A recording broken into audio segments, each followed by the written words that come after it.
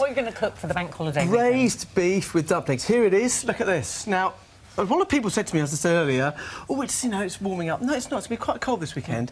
And this dish, to me, is just perfect. It's really simple. I like things as well you can prepare in advance, and then you've got the family around you. You're not forever in the kitchen, In fairness, love, you are a great sort of stew-type person like like this, and you would keep this for 2 or 3 days, wouldn't you? So you One-pot should do cooking. And here it is. I use steak. Now, this is chuck steak. And there it is in its sort of sautéed form. Here it is in its raw form. And the reason why I use chuck steak is because it's 20% fat. Any more you take out of that, generally speaking, when you braise it, you've got to be very careful because it does go dry. Yeah. So most burgers you eat in your burger chains are between 15 and 20% fat. That's where it tastes good. Keep them juicy. Yes, So OK. But for long, slow cooking like this, it's a perfect cut. You can use top rump. It's a bit more expensive, but chuck steak, generally So speaking... would you say don't use a really expensive cut because it's a bit of a waste? You can use a cheaper cut and slow cook it? Well, he may well say that, but I am a top rump person myself. You are. Always I have can been. obviously see that, Eamonn. Always have been. You're a connoisseur, but it is probably double the price. Yeah. And if you're not careful with rump, it does dry out. So you need to be slightly careful. So we've got chuck steak. chopped up. So, anyway, here. So I've just browned this up now. There's 500 grams here. I'll take this out. And that's what, just vegetable oil or just something? Just normal vegetable oil. Okie-doke, like so. And then, now, there's a good point here. A lot of people say you should brown meat before you make it in a casserole because you can taste the difference. If me and you were blindfold and I hadn't browned that meat, would we notice the difference? I don't know. Possibly by looking at it. I always thought it was about sealing the flavour in. Makes no difference. OK. If you're cooking so it for 2 hours, it's going to come out absolute myth. Why have you done it then? Because aesthetically, it looks quite nice. Yeah. I mean, if you're eating with your eyes, as you do, yes, and this is an old recipe that I've had for a long time. And even now, I'm questioning that, thinking, why am I browning that? Can you get any more flavour? I don't know. I just chuck that in the conversation. Right, so, Eamonn, Tommy's rumbling here. Now, in these little bits here, I then add a bit of flour, and you just want to bring that in, so this will soak up... No, no. You don't need it on. No, no, OK. yeah, this is not, you know... It's not really cooking, OK. And you just bring that together so you make a bit of a roux, but it also takes off the little bits. Then I add to there tomato puree, a little bit of fresh thyme, or dried thyme, it's up to you. A couple of 10 gram stock cubes, and they go in. A little pinch of sugar. Oh, so you don't dissolve your stock cubes, just chuck it in there? Absolutely no need. Bit of pepper, OK, and a pinch of salt, not too much because you've got 2 stock cubes to start with. In that goes, mix it up. And then I add roughly 500 mils of water. In it goes like so.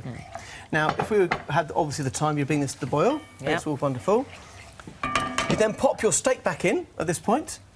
All the juices go in as well. Look at that. Now, when I'm braising beef, I really like to have big chunks, otherwise the bits tend to fall apart. So there we are, bring that to the boil. In this pan here, I have a bit of onion, a bit of carrot, a little bit of garlic. That goes in, and all you're doing is just softening those. You don't really need to soften them, actually. To be very honest with you, I'm just being a bit chefy. Yeah. In that goes. We don't mind.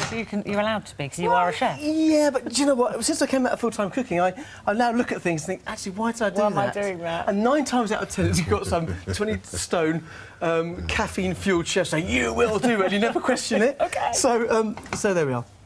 That goes into the pan as well, and you bring that to the boil, lid on, and then you pop that into 160 degrees, gas 3, for 1 hour and 30 minutes. At the 1 hour 30-minute point... Can I ask a question? Yeah. When you've braised your, sautéed your, sealed your beef and taken it out, could you not use that oil to do your onions and carrots? You could do, but you get a residue of water there, so it might boil. OK. OK, because most meat is vac-packed these days, and so you get a certain amount of what they call water migration. And that's So what do it happens. separately, all right? Yeah, that's all.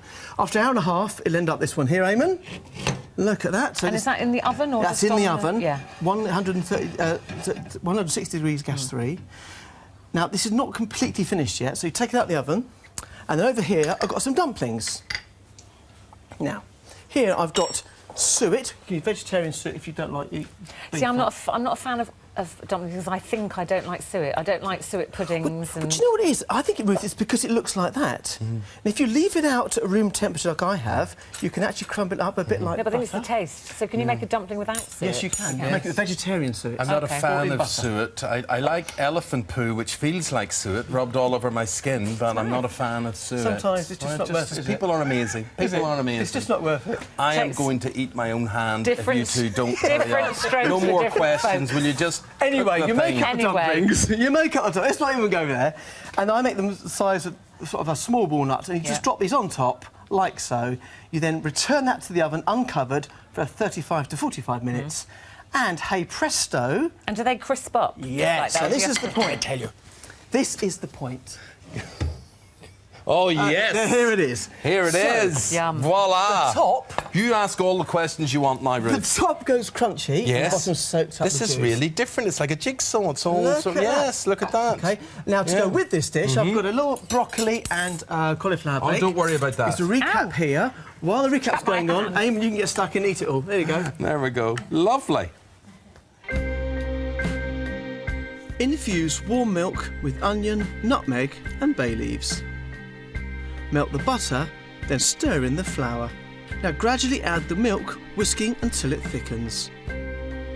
Remove from the heat and add the cheese, mustard and seasoning. Arrange cooked drained broccoli and cauliflower florets in an oven-proof dish and sprinkle with chopped sun-blushed tomatoes. Pour over the cheese sauce and finally brown under hot grill or in the oven. And there it is. There it Look is. at that. So pop that in there with a bit of mashed potatoes, and there you go. Potatoes. Potatoes. That meat is delicious. Eamonn, come on, you're the... What's there not to like? Well, What's you there don't not like to dumplings, do you? But the dumplings, they're nice and lovely. light and No. fluffy, Yeah, aren't he they? likes dumplings, it's me. they've There's got- a nice rich flavour, isn't it? Is that the slow cooking? They're slow cooking, but also bear in mind, I forgot to say that when you make dumplings, you use self-raising flour and egg, and you get a much lighter, fluffy dumpling.